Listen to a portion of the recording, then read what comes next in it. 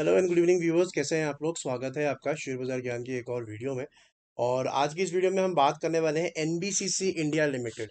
काफ़ी बार चर्चा कर चुका हूँ इस स्टॉक के बारे में अपने वीडियोस के अंदर।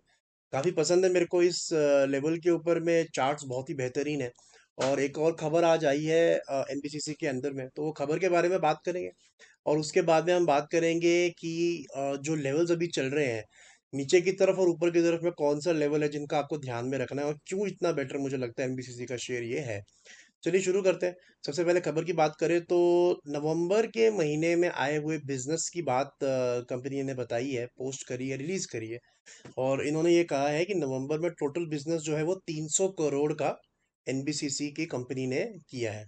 और इसी के बाद स्टॉक के अंदर में एक तेजी देखने को मिली, 3% स्टॉक ऊपर, 42.65 के ऊपर में। मेरे को पसंद होने का एनबीसीसी के दो तीन कारण है। पहला कारण ये कि बहुत ज़्यादा चला नहीं हुआ है स्टॉक। अगर हम एक साल में देखेंगे तो पिछले सिर्फ -6% ही रिटर्न है। तो कहीं भी अगर आपने एक साल पहले खरीदा होता तो आपको कोई फायदा नहीं होता। 5 साल की आप अगर इसका रिटर्न देखोगे तो 65% जो है शेयर घट चुका है। एंड देन अगेन जो मैं हमेशा बात रीइटरेट करता हूँ कि आपको लंबे समय के लिए निवेश करना है, वो बात अलग है। लेकिन सही लेवल पे निवेश करना इज ऑल्सो वेरी इंपॉर्टेंट। सिर्फ लंबा समय का निवेश आपको पैसा कमा के देगा ऐसा ज़रूरी नहीं है। तो जो भी अगर आदमी ये बोलता है कि मैंने कोई पर्टिकुलर स्टॉक लंबे समय के लिए खरीदा है, अच्छी बात है। लेकिन वो किस लेवल पे खरीदा है, किस वैल्यूएशन पे खरीदा है, वो आपको ध्यान में रखना चाहिए। आजकल का टाइम बोलेंगे तो आप मार्केट के अंदर देखोगे तो जो केमिकल स्टॉक्स हैं, केमिकल स्टॉक्स आज की डेट में एफएमसीजी के स्टॉक्स के वैल्यूएशन पे ट्रेड कर रहे हैं, जो कि बहुत ही खतरनाक चीज है। आप खुद समझिए कि केमिकल्स जो है एक फैक्ट्री प्रोडक्ट है। फैक्ट्रीज में लगता है, इंडस्ट्रियल प्रोडक्ट है। जहां तक कि एफएमसीजी की बात है, ब्रिटानिया, डाबर, एचयूएल, ये घर घर में यूज होने वाले प्रोडक्ट्स हैं। तो हमेशा एफएमसीजी के जो स्टॉक्स हैं वो हमेशा हायर वैल्यूएशन पे ट्रेड करते हैं।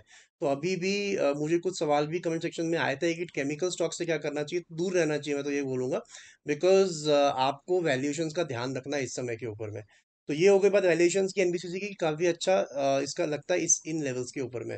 न्यूज भी मैंने आपको बता दी। अब हम चार्ट्स पे चलेंगे और मैं आपको चार्ट्स बताऊंगा कि अच्छा क्या हो रहा है। पहले हम डेली चार्ट की बात करेंगे।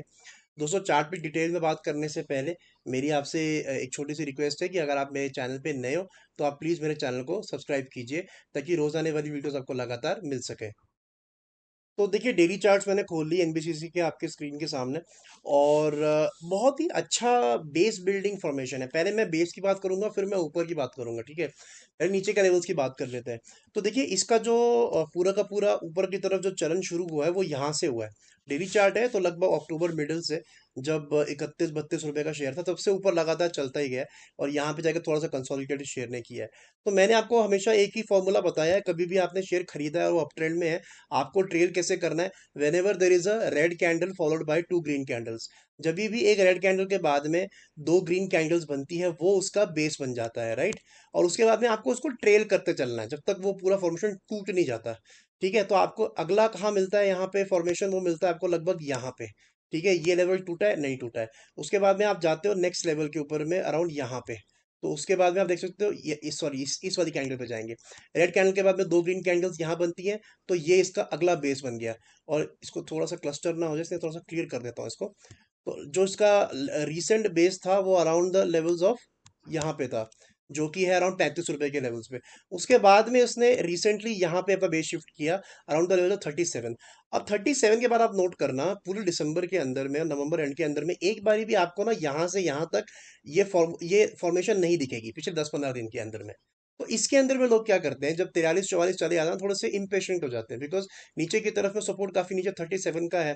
तो वो कहीं जा भी नहीं रहा शेयर, तो इसीलिए वो जल्दी जल्दी में उसको ऊपर बुक कर लेते हैं। लेकिन अगर आप देखोगे तो ये 5-10 दिन कंसोलिडेशन के बाद में अब दोबारा से इसने ये पैटर्न बनाया है। And the latest level of base comes around this level now. अब ये इसका नया बेस है। और लेवल की अगर आप बात करोगे एग्जैक्ट, अगर आपको लेवल चाहिए तो मैं आपको लेवल भी दे देता हूँ। लेवल है 39.55। तो 39.5 का आप स्टॉप लॉस लगा के रख सकते हो उसके अंदर में। 31-32 रुपए से शेयर चल रहा है, अच्छा खासा आपको प्रॉफिट यहाँ बन सकता है। और अगर नीचे गिरता है तो अब आप बुक कर सकते हो। तो ये हो गया नीचे की बात। तो 39.55 is looking very good support. अब मैं आपको बताता हूँ ऊपर वाली जो एक लेवल आपको ध्यान में रखना है। उसके लिए हम चलेंगे फटाफट वीकली चार्ट के ऊपर में। यहाँ पे एक कैंडल एक हफ्ते को रिप्रेजेंट करती है। सबसे अच्छी चीज एनबीसीसी में ये है कि आपने 200 वीकली मूविंग एवरेज के ऊपर अब ये काम करना शुरू कर चुका है, जो ये पहले भी एक दो बारी कर चुका है, ठीक है।